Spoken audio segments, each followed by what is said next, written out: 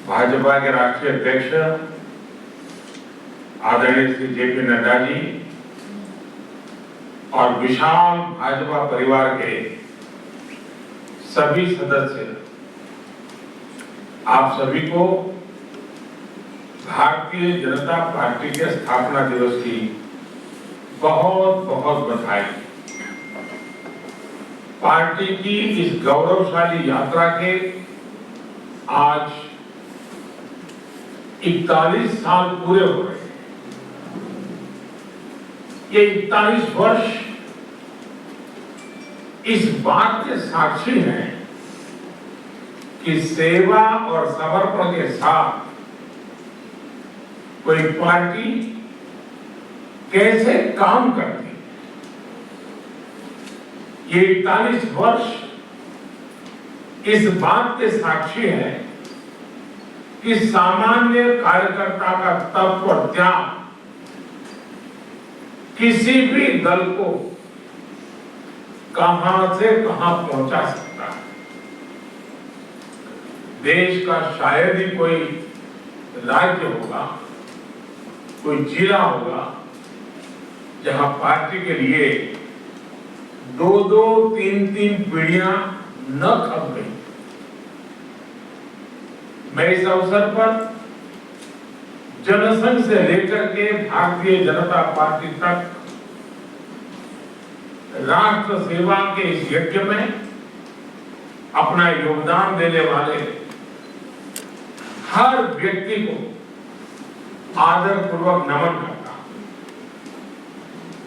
Doctor Shyama Prasad Mukherjee, Pandit Deendayal Upadhyay ji, Atal Bihari Vajpayee ji, Kushabhau Thackeray ji, राजमाता सिंधिया जी, ऐसे अनगिनत महान व्यक्तित्वों को बीजेपी के प्रत्येक कार्यकर्ता की तरफ से मैं आदरपूर्वक श्रद्धांजलि देता हूं, श्रद्धा सुमन अर्पित करता हूं।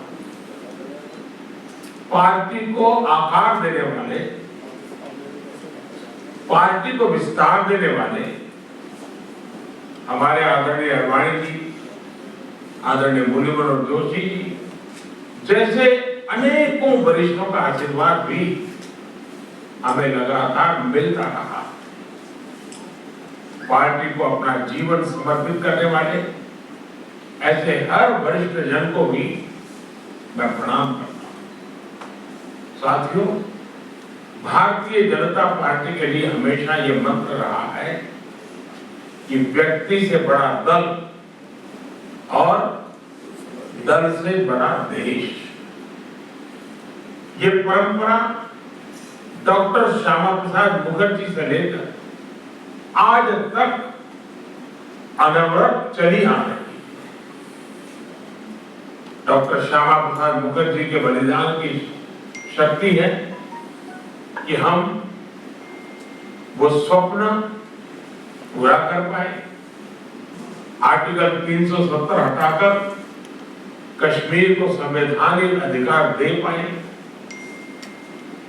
हम सभी ने देखा है कि कैसे अटल जी ने एक वोट से सरकार गिरना स्वीकार कर लिया, लेकिन पार्टी के आदर्शों से समझौता नहीं किया। आपातकाल में लोकतंत्र की रक्षा के लिए हमारे कार्यकर्ताओं ने कैसे कैसे कष्ट सहे, लोकतांत्रिक नैतिकता के कैसे कैसे उदाहरण दिए। हमारे देश में राजनीतिक स्वार्थ के लिए दलों के टूटने के अनेकों उदाहरण हैं, लेकिन देश लोकतंत्र के लिए दल के विलय की घटनाएं शायद ही कहीं नजर मिलेगी। भारतीय जनसंघ ने ये करके दिखाया था।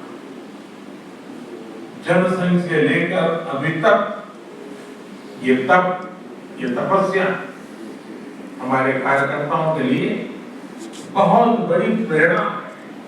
साथियों, पिछले साल कोरोना में पूरे देश के सामने एक अभूतपूर्व संकट खड़ा कर दिया था, तब आप सब अपना सुख दुख भूलकर देशवासियों की सेवा में लगे रहे। आपने सेवा ही संगठन का संकल्प लिया और उसके लिए आप डटे रहे, लगे रहे और लोगों की सेवा करते रहे। जो काम आप गांव-गांव में, शहरों में कर रहे थे, घर-घर पहुंच रहे थे, वैसा ही कुछ काम अंत्योदय की प्रेरणा से भाजपा की सरकार, चाहे केंद्र हो या राज्य हो, अपना दायित्व निभाती है। गरीब कल्याण योजना से लेकर वंदे भारत मिशन तक हमारे सेवा भाव को देश ने महसूस किया। यही नहीं, इसी संकट काल में देश ने नए भारत का खाका खींचा और आत्मनिर्भर भारत अभियान शुरू किया। आज आत्मनिर्भर भारत अभियान गांव, गरीब का, किसान का, मजदूर का, दलित का, वंचित का, महिलाओं का, युवाओं का, हर किसी का स्वयं का एक प्रकार से अभियान बन गया है। आज भाजपा से गांव, गरीब का जुड़ाव इसलिए बढ़ रहा है क्योंकि आज वो पहली बार अंत्योदय को साकार होते देख रहा है। 21वीं सदी में जिन युवाओं ने जन्म लिया है, वे आज भारतीय जनता पार्टी के साथ, भाजपा की नीतियों, भाजपा के प्रयासों के साथ। साथियों, गांधी जी कहते थे कि निर्णय और योजनाएं वो हों जो समाज की आखिरी पंक्ति में खड़े व्यक्ति तक लाभ पहुंचाए। गांधी जी की उसी मूल भावना को चरितार्थ करने के लिए हमने अथक प्रयास किया। लास्ट माइल डिलीवरी हमारे यहाँ कहा जाता है, लेकिन आज देश का सामान्य मानवी लास्ट माइल डिलीवरी को साक्षात अनुभव कर रहा है। देश के हर गरीब के पास बैंक अकाउंट, देश के हर गरीब के पास पक्की छत हो, देश के हर गरीब को शौचालय की सुविधा मिले, हर रसोई में गैस कनेक्शन हो, हर घर में बिजली कनेक्शन हो, हर गरीब को इलाज की सुविधा हो, हर गांव में ऑप्टिकल फाइबर हो। ऐसी अनगिनत बातें जो समाज के आखिरी व्यक्ति हो या देश का आखिरी इलाका, इसके लिए भाजपा सरकारें या केंद्र हो या राज्य में हो, हम सब मिलकर दिन रात मेहनत की, अपने लक्ष्यों को पाकर दिखाया। और इन निर्णयों को, इन योजनाओं के शुरू करने के पीछे सबसे बड़ी वजह यही है कि हम संगठन में रहते हुए भी ऐसे ही कार्य करते करते करते आगे बढ़ रहे हैं। इसलिए जब सरकार में आते हैं तो और तेज गति से इस दिशा में काम करते हैं।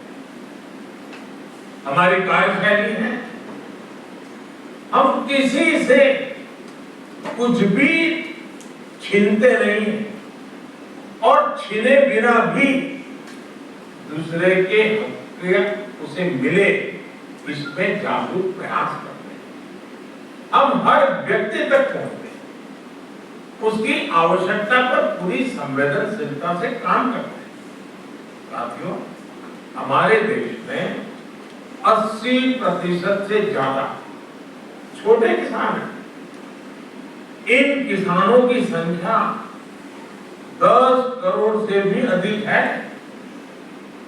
पहले जो सरकारें रही उनकी प्राथमिकताओं में ये छोटे किसान, इन छोटे किसानों की जरूरतें ये कभी नहीं रही। लेकिन बीते वर्षों में हमारी सरकार की कृषि से जुड़ी हर योजना के केंद्र में छोटे किसान हैं। चाहे नए कृषि कानून हो, पीएम किसान सम्मान निधि हो, किसान उत्पाद संगठन की व्यवस्था हो, फसल बीमा योजना में सुधार करना हो, प्राकृतिक आपदा के समय किसानों को ज्यादा मुआवजा सुनिश्चित करना हो, हर खेत को पानी की योजना हो, या फिर यूरिया की नीम कोटिंग, ऐसे हर निर्णय का सबसे बड़ा लाभ देश के छोटे किसानों को हुआ है। साथियों, बीते वर्षों में हमारी सरकार के हर काम में, हर योजना में महिलाओं को प्राथमिकता दी गई है। चाहे 3 तलाक के खिलाफ कानून हो, गर्भवती महिलाओं को 26 सप्ताह की छुट्टी हो, घर की रजिस्ट्री में महिलाओं को प्राथमिकता देने की बात हो, स्वच्छ भारत मिशन हो, उज्ज्वला योजना हो, मुद्रा योजना के तहत बिना गारंटी लोन देना हो, रेहड़ी पटरी वालों के लिए पीएम स्वनिधि योजना हो, सभी का लाभ प्रमुख रूप से हमारे देश की महिलाओं को, माताओं को, बहनों को मिला है। साथियों, हमारे देश में सरकारों का मूल्यांकन, सरकार की शक्ति का आकलन, सरकार के परफॉर्मेंस की बातें ज्यादातर कौन सरकार कितनी बड़ी घोषणा करती रही है उसके ही आसपास रही है। लेकिन पहली बार ये मानदंड बदल रहे हैं, अवधारणा बदली है। हमारी सरकार का मूल्यांकन उसके डिलीवरी सिस्टम से हो रहा है। नीतियां भी, नियत भी, और आखिरी इंसान तक उस निर्णय को पहुंचाना, उस सुविधा को पहुंचाना, हकदार को हक पहुंचाना, ये हमारी सरकार की विशेषता रही। ये देश में सरकारों के कामकाज का नया मूलमंत्र रहा।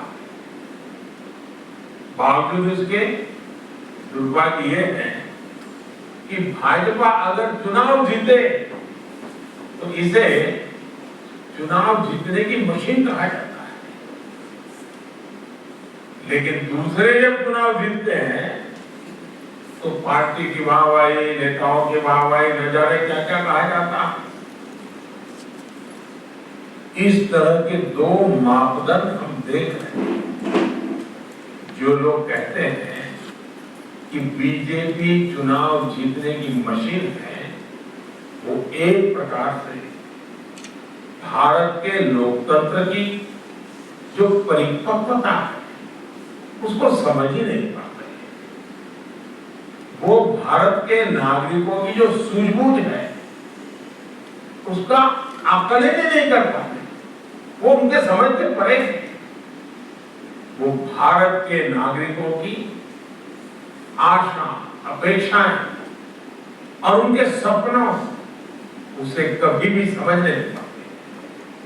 सच्चाई ये है कि बीजेपी चुनाव जीतने की मशीन नहीं, देश और देशवासियों का दिल जीतने वाला एक अविरल, अनवरत अभियान। हम 5 साल तक ईमानदारी से जनता की सेवा, सरकार में हो तब, सरकार में न हो तब, हर परिस्थिति में हम जनता से जुड़े रहते हैं, जनता के लिए जीते रहते हैं। और सच्चाई ये है कि हम कभी गर्व नहीं करते हमारा दल जीता।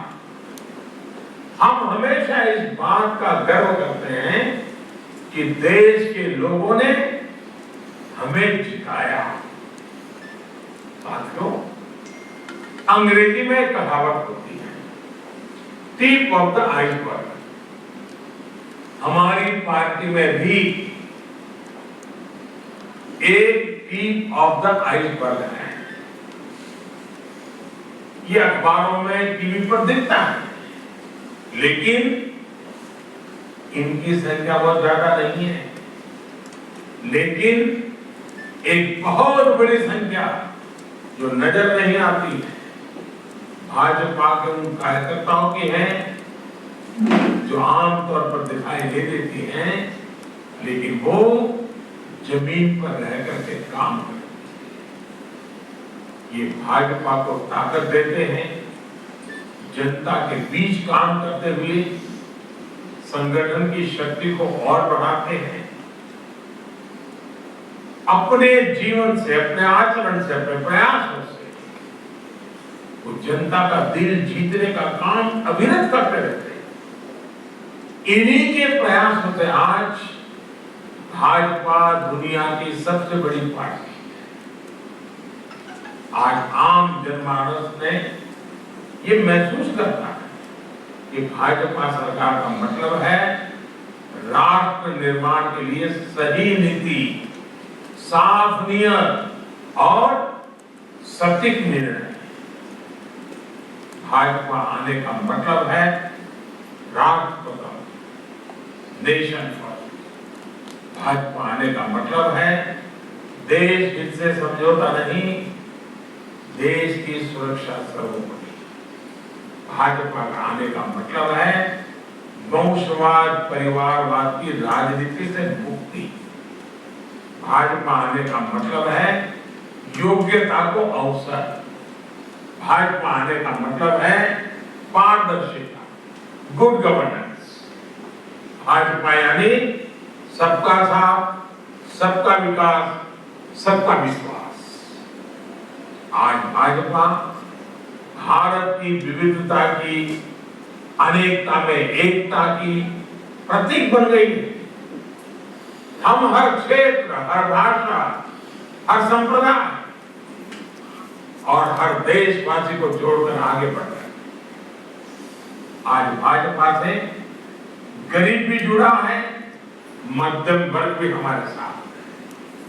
हम शहर में भी हैं और गांव में भी। बीजेपी आज नेशनल इंटरेस्ट की भी पार्टी है और क्षेत्रीय आकांक्षाओं की भी पार्टी। साथियों, हमारे जो संस्कार है, हम राजनीतिक छुआछूत पर विश्वास नहीं करते। इसलिए हम सरदार पटेल को समर्पित स्टैच्यू ऑफ यूनिटी बनाकर गर्व महसूस करते हैं। इसलिए हम बाबा साहब आंबेडकर के लिए पंचतीर्थ का निर्माण कर गर्व करते हैं। हम खुले दिल से भाजपा के घोर विरोधी रहे व्यक्तियों का भी सम्मान करते हैं, उन्हें सम्मान देते हैं। भारत रत्न से लेकर पद्म पुरस्कार इसका उदाहरण है।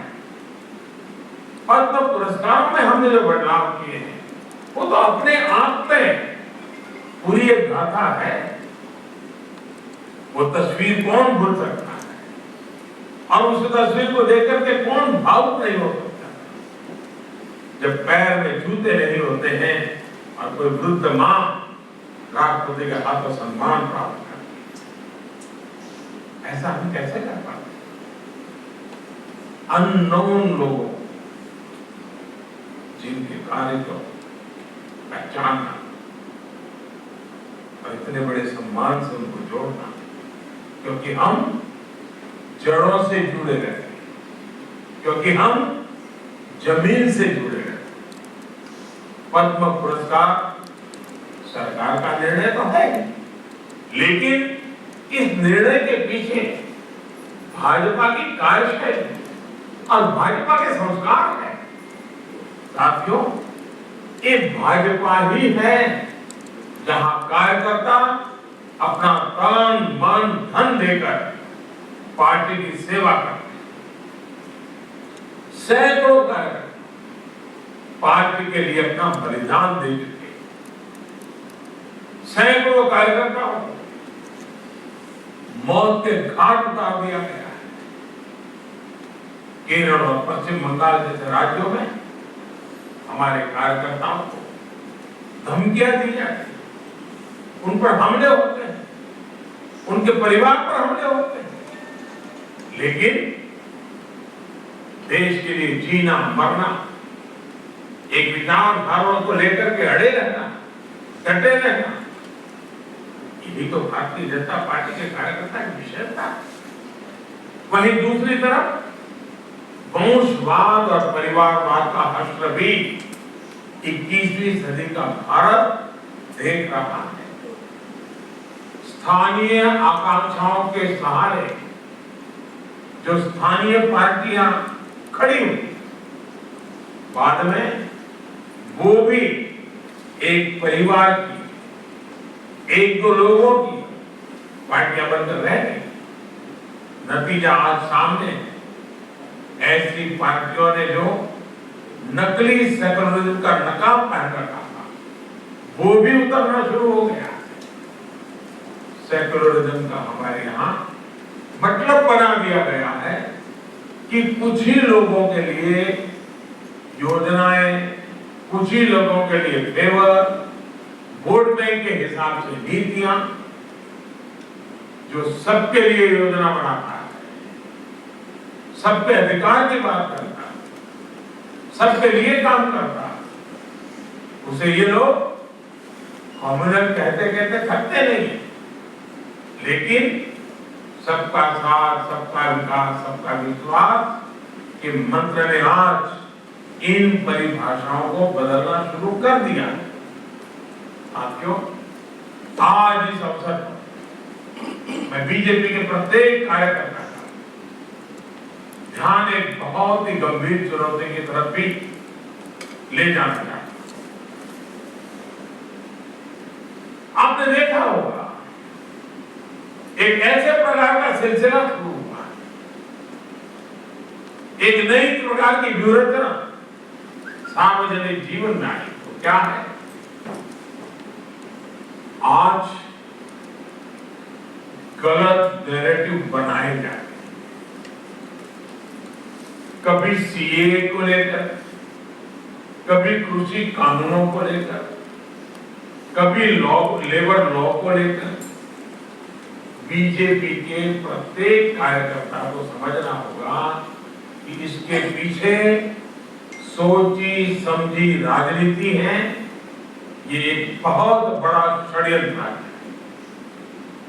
इसका मतलब है देश में राजनीतिक अस्थिरता पैदा करना। इसलिए देश में तरह तरह की अफवाहें फैलाई जाती हैं, भ्रम फैलाए जाते हैं, झूठ फैलाया जाता है,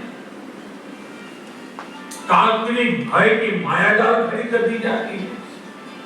कभी कहा जाता है कि संविधान बदल दिया जाएगा, कभी कहा जाता है आरक्षण समाप्त कर दिया जाएगा, कभी कहा जाता है नागरिकता छीन ली जाएगी, कभी कहा जाता है किसानों की जमीन छीन ली जाएगी। ये सब कोरे झूठ होते हैं, लेकिन कुछ लोगों और संगठनों द्वारा इन्हें तेजी से फैलाया जाता है। हमें इस विषय में बहुत अधिक चौकन्ना रहने की जरूरत है। हमें बहुत जानकारी के साथ देशवासियों के बीच जाते रहना होगा, उन्हें जागरूक करते रहना होगा। ये काम कुछ लोग जो ये अफवाहें फैलाने का काम करते हैं, नैरेटिव बदलने का काम करते हैं, काल्पनिक भय खड़ा करते हैं, ये जो कुछ लोग हैं, ज्यादातर तो वो हैं जो अपनी पराजय को स्वीकार न कर पाने की वजह से करते रहते हैं। कुछ लोग अपने राजनीतिक स्वार्थ की वजह से करते हैं। कुछ लोगों की भाजपा से जन्मजात दुश्मनी है, इसलिए करते हैं। लेकिन ये लोग ऐसे कार्य कर रहे हैं जो देश को बहुत लंबे समय तक नुकसान पहुंचाएगा। इसलिए बीजेपी के हर कार्यकर्ता सतर्क रहना है। इन लोगों की सच्चाई से देश की जनता को सावधान करते रहना होगा। साथियों, हमारे शास्त्रों में कहा गया है, भवन्ति नम्रा तरव फल उद्यमे, अर्थात जब फल आते हैं तो वृक्ष झुक जाते हैं। यही मंत्र हमारे संगठन और पार्टी का भी।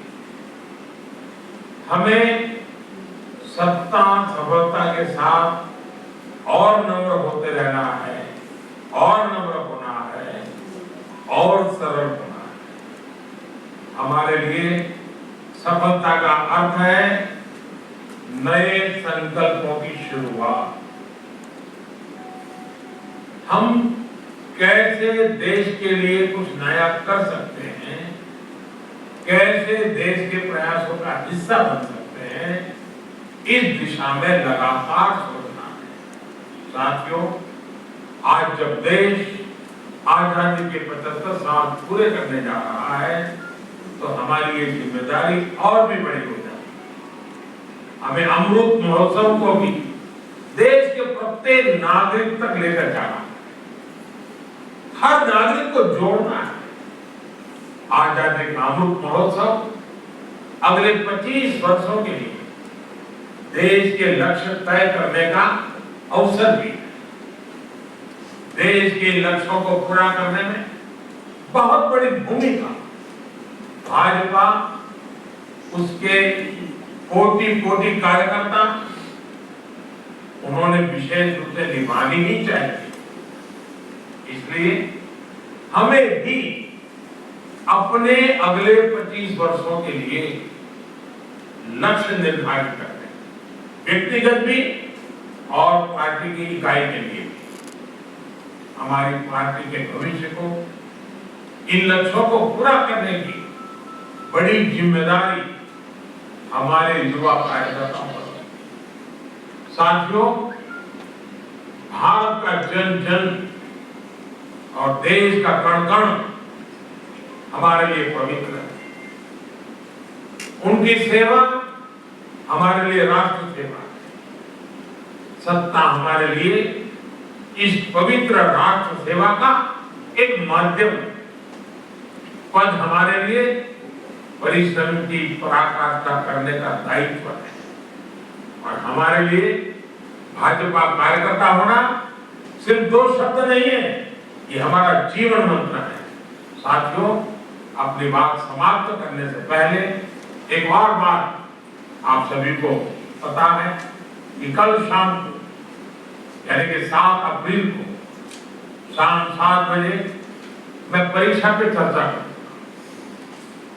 आप सभी इस चर्चा का हिस्सा बने।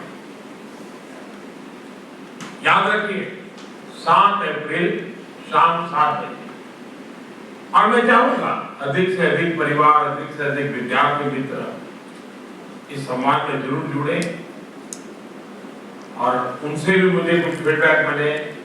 आप भी अपने सुझाव भेजिए ताकि ये परीक्षा पे चर्चा और समृद्ध होती रहे, हमारी नई पीढ़ी को ये बातें कुछ काम आती रहे, उसमें मुझे आपकी मदद मिल जाएगी।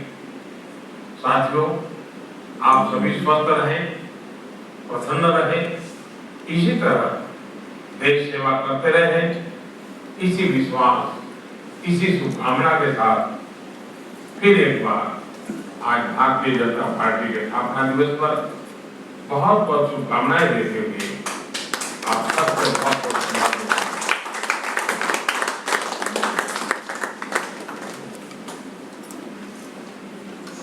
आदरणीय प्रधानमंत्री जी का उद्बोधन सब सुन रहे थे।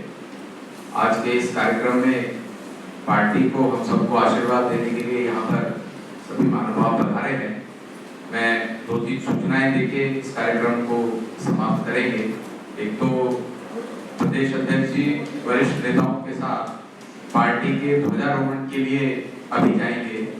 एक एग्जीबिशन 1951 से लेकर के और आज तक की जो पार्टी की यात्रा रही है वह लगाने का प्रयास किया है सामने लॉन में, उसका अवलोकन भी हम सब लोग करेंगे तो हमें अच्छा लगेगा। और जलपान की व्यवस्था है, कृपया लेके जाइएगा। बहुत बहुत धन्यवाद। भारत माता की जय। भारतीय जनता पार्टी जिंदाबाद जिंदाबाद।